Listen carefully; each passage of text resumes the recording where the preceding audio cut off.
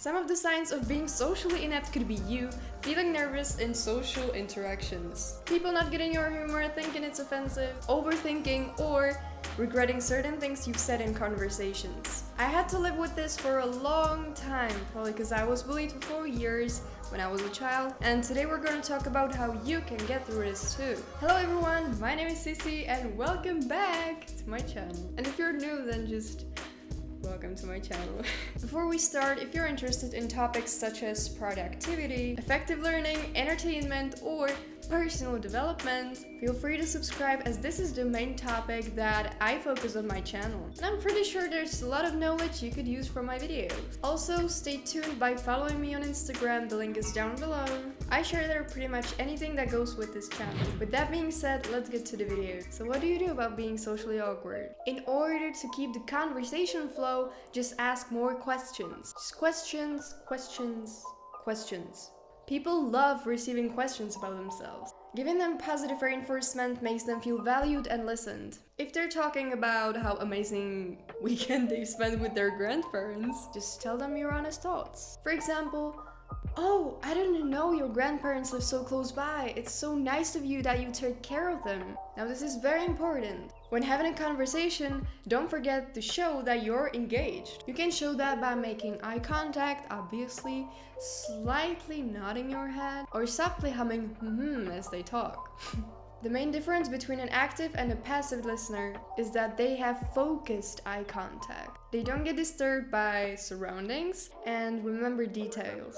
What they also have is an open body language. That means you're not gonna stand in front of them like this, but rather like this. This pose actually shows that you're defensive, because you cover your chest as if there was some danger. When in reality, you might just be feeling that you don't know where to put your hands, but be really aware that it can sound aggressive to the other person. People love seeing palms upright and see this area clear. And also, you really want to avoid conversation traps. Unless you want to end the conversation and then just run away.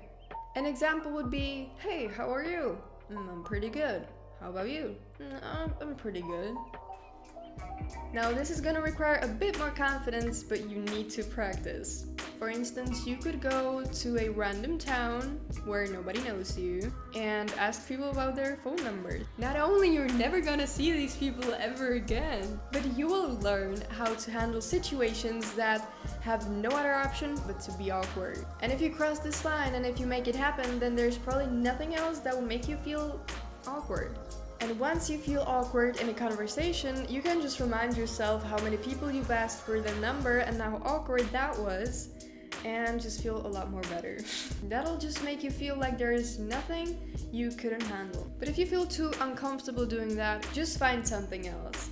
The key is to take small steps and actions to think of once you start feeling uncomfortable. You need to have something for yourself on which you can recall and tell yourself, "Okay, I'm feeling shy right now, I'm feeling embarrassed, I'm feeling awkward, but this is what I've done in the past and that's why I am going to get through this." And to stop yourself from overthinking right in that moment, it would be real great if you had 3 of these things. You might be asking why?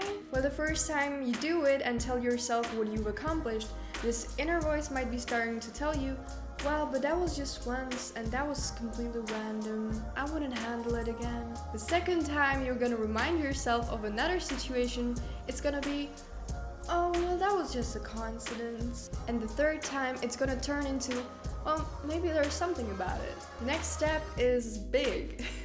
And it's to stop telling yourself that you're socially awkward. So first of all, stop apologizing for yourself being awkward, because you're probably not, it's just in your head.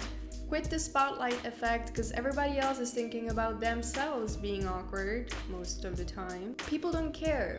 They care about themselves. Yeah, but that's for another video. Just don't tell others that you're so sorry because you have social anxiety or that you're feeling awkward or embarrassed.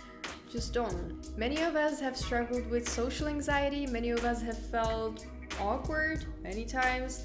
And we all have embarrassed ourselves at some point in life. Especially in the 21st century, there are many people with social anxiety than ever before. So you're likely not alone and don't feel guilty about it. Now what to do if you're guilty of these sayings, like saying you're sorry for yourself being awkward and stuff. Simply every single time your mind tells you such things, add to it, okay, but I'm working on it. I have done this and that in order to improve it. I am recovering from my social anxiety and I'm putting in the work. I'm growing my confidence. The next step is a classic. Fake it till you make it. So instead of telling yourself, oh my god, I'm so awkward, tell yourself, I'm a great person to talk with and I am relaxed. What personally helped me when I was struggling is that I excused myself and went somewhere where I could be alone. For example, I left to the bathroom. And then I started examining how my body was feeling. Whether my muscles were intense, whether I had a headache. And then I basically started breathing through the pain. Something like when you breathe not really into your lungs, but in your belly, if you know what I mean. Except that you breathe in the pain in your body, in the tense muscles and all that. That really calms me down when I feel awkward or embarrassed, and I still use this technique from time to time, so I recommend you try it. It's really effective, at least for me. And lastly, the good thing about being socially awkward is that you notice more. You notice better nonverbal communication that people use between each other, and you can use that to your benefit if you start watching closer and learn from them. Alright guys, that's it for the video. If you watched this far, leave a chicken emoji down in the comment section so that I know you watched. Also, don't forget to subscribe if you've enjoyed this video. Have a beautiful day and bye!